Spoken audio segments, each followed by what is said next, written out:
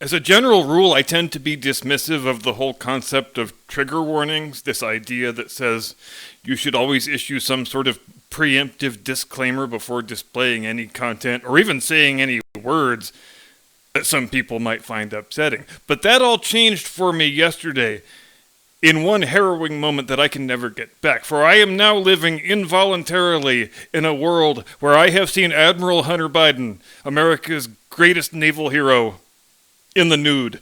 And nobody gave me the courtesy of a trigger warning before it happened. I just innocently clicked on a news article that was about the contents of the famous laptop from hell, and before my eyes knew what was happening to him, I had been subjected to a Hunter Biden birthday suit bathroom selfie, which was done in a style where I think he was attempting to emulate your typical OnlyFans cam horror girl by having his face and his stark naked backside displayed simultaneously through the magic of mirrors. But hey, I guess if there's any man in this world who's an authority on the magic of mirrors, I would have to think it's Admiral Hunter Biden. Mirrors are so amazing, guys. You can use them to take pictures of your wrinkly middle-aged man ass, and you can chop lines on them. Just don't ever try doing both things at the same time with the same mirror, or else your whole stash is going to wind up going to waste. And trust me on this. Now, each time there's a new disclosure of content from the aforementioned laptop from hell, I go back in my mind to 13 months ago, when the New York Post first broke the story, and even though nobody ever questioned the veracity of their reporting, probably because that reporting was 100% correct, big tech and the fake news media immediately circled the wagons and started working to memory hole the story just as hard as they could. Twitter went so far as to ban the New York Post for 2 weeks for violating their policy on something called misinformation, the definition of which seems to be anything that reflects unfavorably on the Democrat Party's presidential nominee. Facebook banned its users from posting and sharing, even in private messages, any links to the New York Post's reporting about the laptop. Not to be outdone, CNN and the New York Times got 17 former intelligence officials, honorable, upstanding straight shooters like Jim Clapper and John Brennan, to sign a memo stating that the alleged Hunter Biden laptop, it's got all the hallmarks of a Russian disinformation campaign. Of course, they never bothered telling us what those hallmarks actually are, but that's not important. When former heads of the CIA and the FBI and the NSA, former directors of national intelligence, when guys like that say something is Russian disinformation, you don't ask questions. You just thank God that we have such honorable, dedicated public servants to help us, we silly, uneducated yokels out in flyover country, understand that we can never trust our own lying eyes and ears, because we need the extra context that only highly trained professional intelligence operatives can properly provide. So where your untrained eye might see something that looks like a video of the president's son smoking a shitload of crack and banging a couple random strippers, the eye of the professional intelligence analyst sees that those Russians, they've developed some very impressive deep fake technology where they can create just out of thin air a fake video of a guy who looks indistinguishable from Hunter Biden but is really a creation of CGI, pursuing the real Hunter Biden's actual favorite pastimes. Because, seriously? The Russians are going to frame this guy for doing the same stuff everybody already knows he loves to do? I'm pretty sure when you're trying to frame somebody, it should involve allegations of doing stuff the person doesn't actually do on a regular basis. Like when the Hillary Clinton campaign invented that story about Trump making some Russian hookers pee on a bed that Obama supposedly slept in. That is how you do it.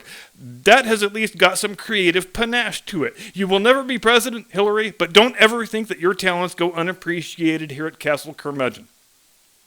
I am a Russian intelligence operative. I make plan. I make fake video of president's son banging prostitutes and smoking crack, yes? Oh, you mean the two things everybody already knows that he loves to do? You gotta get more creative, Vladimir. That's like trying to frame Tony Fauci for being a fake midget doctor who gets duped into helping build Chinese bioweapons. I mean, what's the point? It would be news if those things weren't true. And that naked Hunter Biden pic that was foisted on me without my consent? They were at least nice enough to pixelate his butt crack. What, like that is supposed to help? Oh yeah, this is a lot less horrifying. Nope! This man is 3 years older than I am. Which is to say, I am in the latter half of my 5th decade upon this mortal coil, and in all my long years, there has never been a single moment where the thought entered my mind that it would be a good idea to take a nude photograph of myself. Which is a shame, because I have got a really majestically large penis. You ever see a grown man naked, Jim Eagle? You ever hang around a gymnasium? You like old gladiator movies?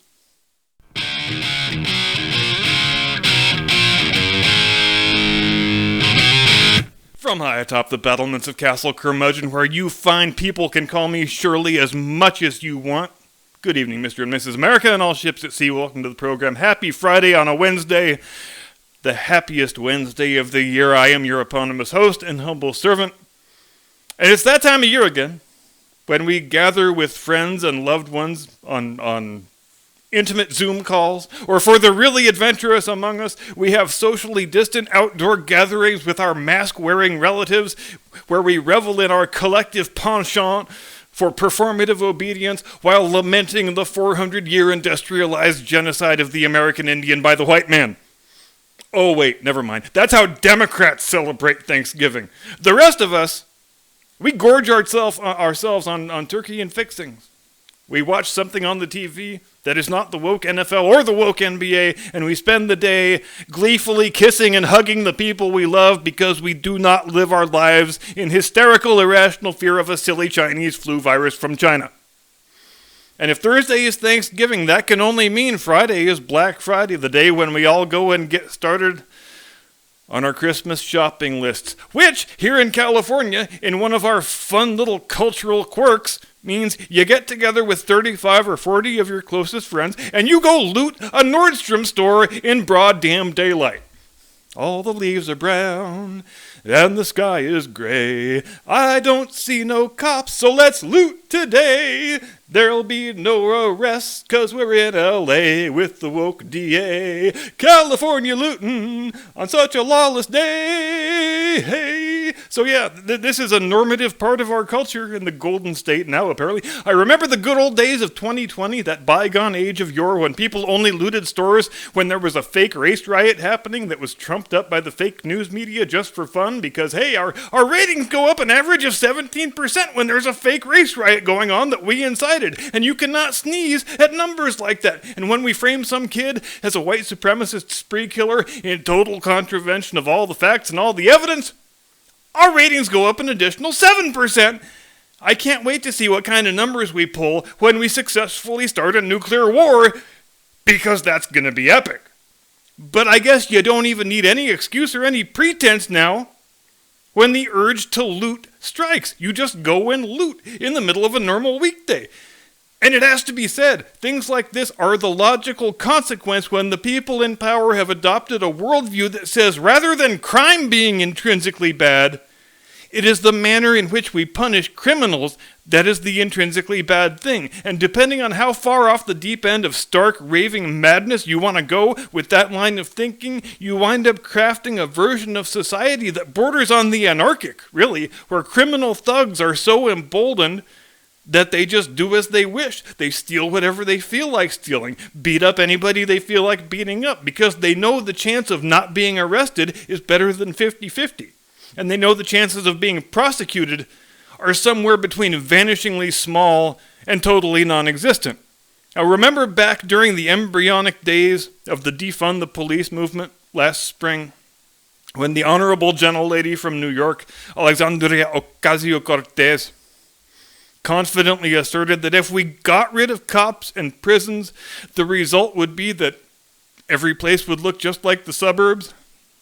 So how did that prediction work out there, Sandy Cortez? Because the data are in, and they say that on a nationwide basis, we saw every variety of violent criminality increase by double digits from 2019 to 2020, including murder going up by an astounding 30%. Things like that are the real world consequence when you take pie-in-the-sky platitudes from the university faculty lounge and actually try to run a society based on them, because the society collapses when you do that rapidly. And take a moment to appreciate those violent crime statistics in the context of the particular years in which they happened. 2019 was the last full year of pre-pandemic normalcy. 2020, on the other hand, was a year during which lots of people were effectively on house arrest for weeks and months at a time. Public venues were shut down completely, entire sectors of the economy were not operating, and the murder rate still manages to increase by 30%? Now, one of the excuses we often used to hear from the defund the police crowd, and strange that we don't hear it anymore, was, the violent crime rate's been steadily going down for over 30 years now, so obviously we can afford to empty out the prisons and stop prosecuting anybody for anything. And I was never quite sure how the thinking went on that one. I couldn't quite locate the path whereby they got from point A of violent crime is low to the point B of, so let's abolish the police. But as with many things that leftists say which make absolutely no sense, they latched onto that argument and they repeated it over and over and over and over again, which you, of course, are able to do when you only agree to interviews with empty-headed fake news performance artists whose function is to politely introduce you and then nod with your mouth agape until they've finished their monologue. But once you've gone totally all in on a philosophy and a worldview that says violent crime is caused by the existence of the police, that says criminals are the real victims and cops are the real oppressors, the real-world consequences don't just come in the form of grand larceny flash mobs smashing and grabbing fancy purses and tennis shoes. It also comes in the form of innocent, blameless citizens being hurt and maimed and killed by the people you couldn't be bothered keeping in jail where they damn well belonged. Kate Steinle's family, they can tell you all about that, and so now can 70-odd families in Waukesha, Wisconsin. The woke DA in Waukesha County, he's been on the defund the police train since it first pulled out of the station. $1,000 bail for multiple violent felony charges?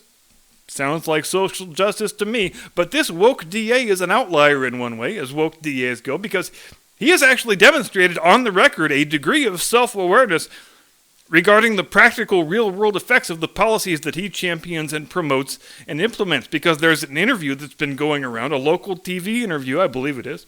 It's a couple years old where the interviewer asks him the obvious question, I know, what a concept, and says, but isn't there a chance that these woke social justice policies will result in innocent people being harmed or killed by offenders who normally would have remained in your custody?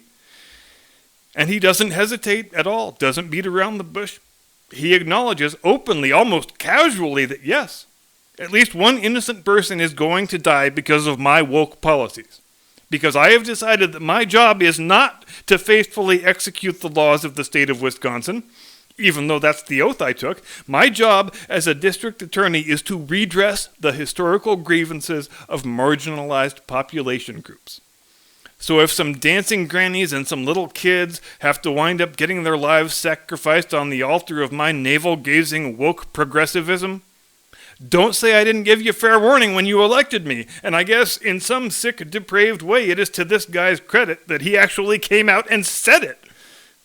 But I doubt if that provides very much in the way of consolation to the family of the dead 8-year-old or the families of the dead grandmothers. I doubt very much that the woke DA of Waukesha County will be sending those families a note saying, thanks for giving the life of your loved one in the cause of social justice and wokesterism. We really appreciate it. Please accept this $50 gift card for Piggly Wiggly as a token of our deepest sympathy for your loss. But even as violent criminality spikes to unprecedented levels, we don't hear a single prominent figure on the woke identitarian left walking any of this stuff back, not even a little bit, and that includes Sandy Cortez's fellow squad member, fellow inductee in the Human Intellect Hall of Fame, Representative Rashida Tlaib, Democrat of Michigan, who's doing the interview circuit this week of all weeks, pimping a piece of legislation she is co-sponsoring, which would, and I swear I am not making this up, abolish all federal prisons and release all federal inmates within 10 years. Now, when I first heard her interview from yesterday where she was talking about this, I spent, I want to say, a solid 4 to 5 minutes considering the real-world implications of what would happen if such a piece of legislation actually became law, which I imagine is approximately 4 to 5 minutes more than Ms. Tlaib herself has spent pondering those implications because, okay, just off the top of my head, without looking anybody up, Ted Kaczynski, the freaking Unabomber, Zacarias Moussaoui, who was supposed to be the fifth hijacker on Flight 93.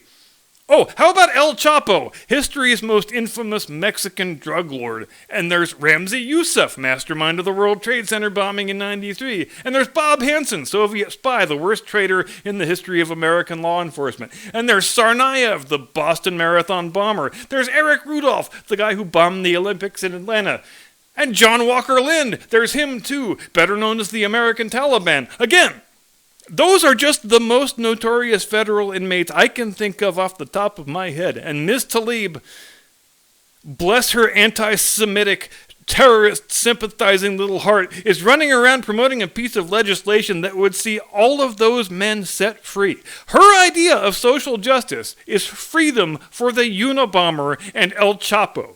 That is a real thing that I am not making up. And to his credit, the guy who was interviewing her did manage to do his bare minimum duty as a journalist by asking, aren't there a lot of really awful people in federal prison who we don't want to release?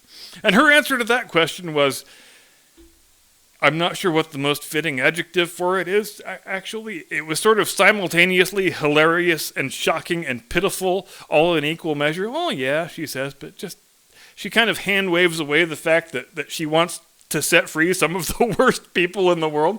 But do you know how many people in prison are mentally ill? I'm sorry, come again? Oh, what does the answer have to do with the question, Ms. Tlaib? And moreover, isn't mental illness sort of a prerequisite for being a dangerous criminal psychopath? I'm supposed to be okay with releasing the goddamn Unabomber because his mommy didn't love him enough?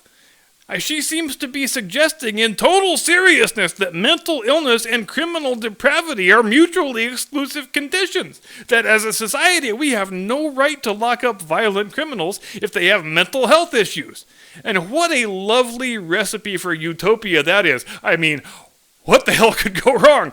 And I want to close this episode with a small anecdote about Thanksgiving. Each time this holiday rolls around, the America-hating despots in the fake news media and all of their compatriots and the self-appointed cultural overlord class try to take another little piece of it away by bombarding us with guilt and shame and propagandist nonsense. But I was listening to some of that nonsense today, and I got to thinking back to the first Thanksgiving I remember clearly, which was when I was 5 years old in kindergarten in a dreadfully unwoke land called 1979. There were 25 or so kids in my class. We did a little Thanksgiving pageant where half the kids were pilgrims and half the kids were Indians. We got up on the stage and did a cute little reenactment of the first Thanksgiving. We had to do a drawing to figure out who got to be a pilgrim and who was an Indian because all the kids wanted to be Indians because their headdresses were going to be more fun to make than the boring old Oliver Cromwell pilgrim hats that the pilgrim kids had to make. I wound up as the Indian chief through a selection process whose details I don't recall. So that meant I got to put a whole bunch more construction paper feathers in my construction paper headdress while all the other white Indians only got to have one feather, which sort of made me the big man on campus for the day. Also, fun fact, we had one black girl in the class, and she was a pilgrim, so good luck with that one, BLM. Now, obviously, in the hypersensitive world of 21st century wokesterism, you can't do things like that anymore. The idea of little white kids impersonating Indians is the sort of thing that causes paroxysms of pearl clutching and cries of cultural appropriation from today's radical identitarian left. But was there anything wrong with it? Were there any negative attitudes instilled by the reenactment of the first and most famous instance of cultural ecumenicalism on the North American continent? Isn't the Thanksgiving story, above all else, supposed to be a story of tolerance and of innate human decency? Here is wishing everyone a delightful and edifying holiday tomorrow. Your other favorite YouTuber may be taking the weekend off, but not this guy. I will see you Friday. Until then, have a turkey leg for me. Do not comply. Get off my lawn.